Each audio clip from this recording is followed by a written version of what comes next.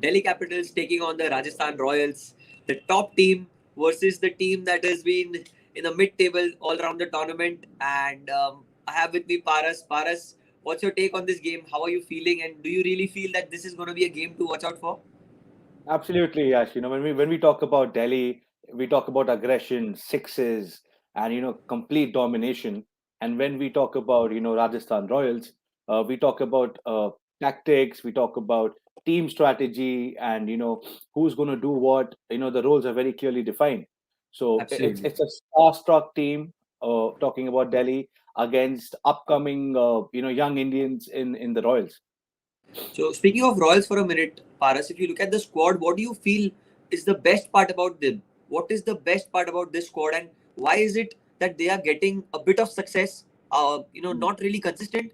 But what's that mm. one thing? If you look at the squad here, there are a couple of changes to mention. Firstly, Shamsi comes in place of Morris, and Yes. Evan Lewis makes way for David Miller. So looking at this Yeah. squad, Paras, just take me through. What do you feel? What's the best part about this team?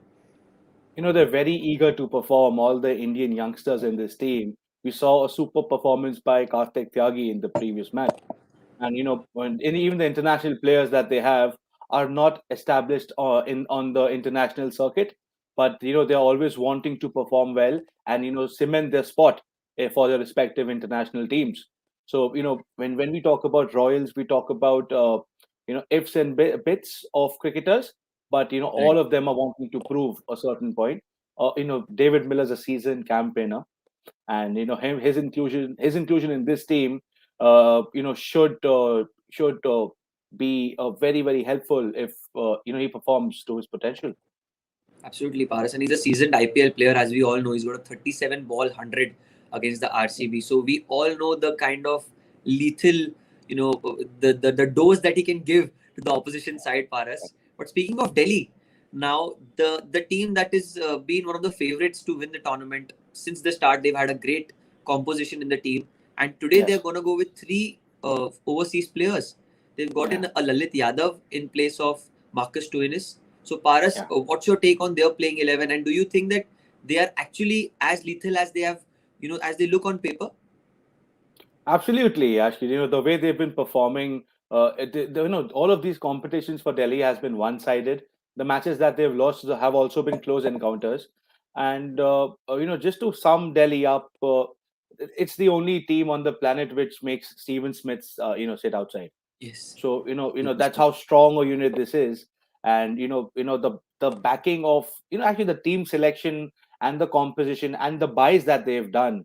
There's a lot of thought behind those. Now, when we talk about Delhi's bowling, pacers that they have, all of them clock 145, 150, Right. and talking about a Nord J, the way he's been performing, those back of full and balls which have been lolling up like tennis balls have really troubled a lot of players. And his Right. counterpart is Rabada, and then there's Avesh Khan. Stoinis, you said, is injured. Yes, he's pulled his hamstring.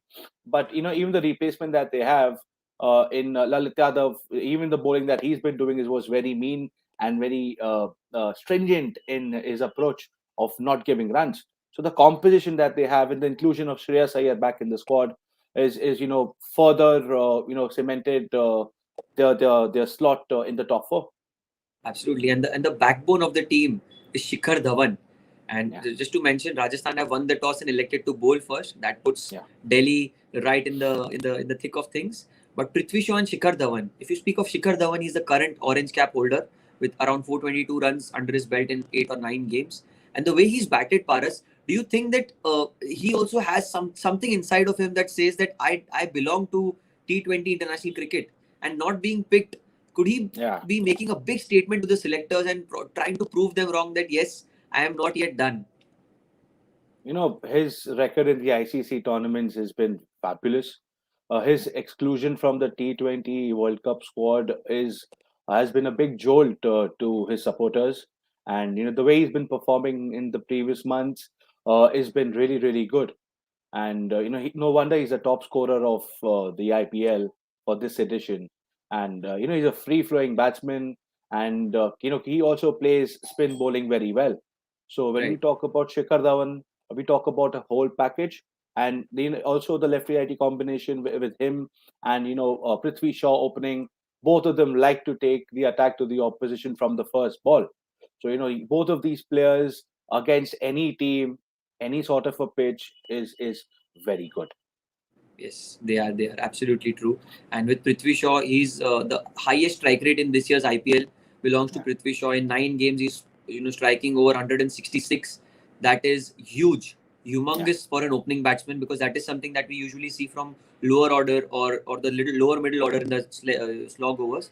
But yeah. Prithvi Shaw has had a great strike rate and has been performing inconsistently. But Paris, do you think that he too is trying too much and not believing in his abilities and trying to just go after every ball? Do you think he should change his approach when it comes to opening the batting, or do you feel that he should play the way he's comfortable?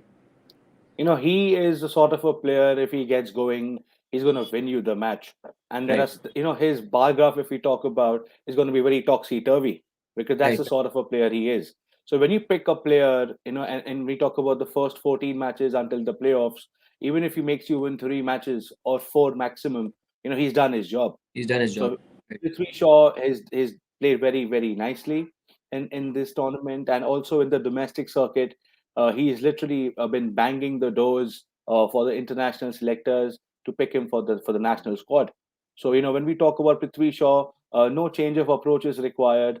We talk about consistency. Yes, we want to see a more consistent Prithvi Shaw, but as of now, what we're getting of this youngster is fabulous, isn't it? So just to take you back in memory lane for the last game that RR played, Karthik Tyagi bowled a magnificent over, defending 4 runs against the Punjab Kings, and the match was set and done with Nicholas Puran and Makram playing. How important was that performance to lift the morale of this Rajasthan Royals side? Because the last phase of IPL, the first phase of IPL, was not really great for Rajasthan, and even in the second phase, we saw them struggle with the bat, with the ball, and it was looking that the win was the defeat was inevitable for them. So, do you think that that particular over, that one over, and that match win has really changed and transformed the dressing room energy into something else? It really lifts the team morale, a win such as this, winning from nowhere. And And a that was youngster winning you the match. Youngster winning yes, you the match. yes, that was a freak performance. No one expected that to happen, and the way it happened was just classical. Yorkers outside off stump, and Yorkers at the base of middle off stump, and the batsmen tried their best, but sometimes it's when you do not try too much and you just stick to the basics, you get your you get the desired results. And his counterparts in the team are also having their own set of tricks or with the cutters. And Tyagi is not that bowler who has a mystery behind him. He's more Right. of a more contemporary sort of a bowler. And the way he's been performing, even in the domestic circuit, he's always been a part of the international squad. Even though if he's not in the top 15, they take him as a net bowler. So Right. he's got the potential, and it's been highlighted in the international circuit. And he's clocked his pace also. His pace is juiced up a little. He used to clock 130, 135, but now we see 140, 142, and he's young, which means he's growing stronger. And a performance such as this is going to give him a lot of confidence. And Absolutely. I'm not sure if he can ever replicate what he did in the previous match, but anything close to that also in the near future is we will see another international star. I agree with you, Paras. The thing that you mentioned about Prithvi Shaw earlier, that if Yeah, a Prithvi Shaw can win you 3 games out of the 14 games that you play, similarly for youngster like Karthik Tyagi or someone like Yashasvi Jaiswal, for the matter of fact, if they can win you these 2-3 games, these crisp 2-3 games, they've done their job, and that's what's expected of them. So that's a big boost for them. But Paras, some competition that healthy competition I'm looking forward to is Shamsi, the world number one, playing against Rishabh Pant, who doesn't really care who the number one is, because he's a babysitter. He has nothing to lose. So, do you think that it's going to be a great competition between these two? And who do you think is going to come out victorious in this particular contest? I'm not sure of who's going to come out victorious as of now, because Rajasthan Royals is termed as giant killers, and Delhi is a fantastic side, but when you talk about any spinner bowling against Delhi, he'll have a tough time.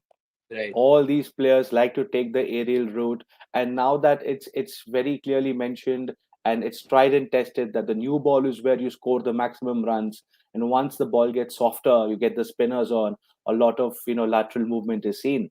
So Shamshi, when he's bought on, is also very important, as to say, when Samson tries to bring him on.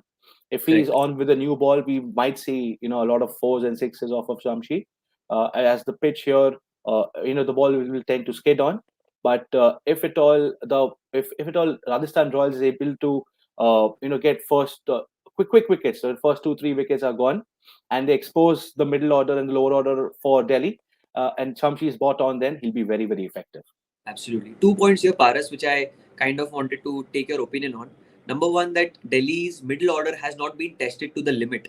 The fact that Shikhar Dhawan and Prithvi Shaw and also Shreyas Iyer, for the matter of fact, have been so consistent in the past IPLs. So the middle order, which consists of a Stoinis or a Hetmeyer, and here we've got Lalit Yadav and even Rishabh Pant, they've not been tested in a state where they are 30 for 3 or like 40 for 3. They've always come in when the team has settled down for like an 80 or 90 for 3. So do you think that's one of the worrisome points? And the other one would be that Rajasthan have won the toss and elected to bowl first because of the fact that there's going to be a lot of dew in the second innings. That's the whole thought process behind bowling first, so that they don't have the wet ball. So do you think these two things, and what are your takes on these two separate topics that I asked you about? Firstly, it's the Ricky Ponting strategy, to take the opposition on head on. And, Pant and Dhawan have been successfully able to deliver that. And talking about the exposure of the middle lower order, Delhi did have a batting collapse in the middle, and they did not score 200 runs post recovering, but, they managed to do a decent job. So, there are a few people in the middle, like a Hitmar in the first phase of this IPL scored a fantastic 50, onto which they lost the match just by 1 run. So there are cricketers who can gather momentum even if the chips are down at the beginning, and also the captaincy that Pant has is attack from the first ball. So their mindset is very, very good, and they bat also very deep.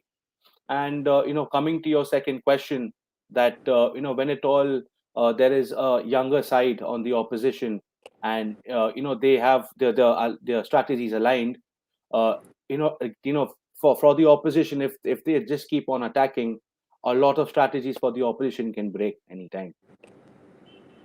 So Paras, who do you think is going to be winning this game? Because Delhi are the favorites, as we all know. That's being said, and that's how people are being voting these polls that Delhi are going to win it. Delhi are going to win it. But according to you, you are someone who has got 15 out of 16 predictions, right? I think you've got a 14, great 14 out of 16. Yeah. 16, right? Yeah. So Yeah, you've got a great conversion. So I want to know your opinion and your prediction for today. Is it Rajasthan or Delhi?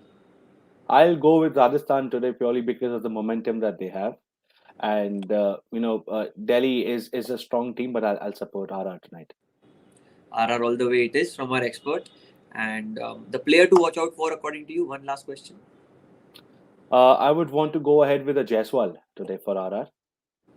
I like the way he bats.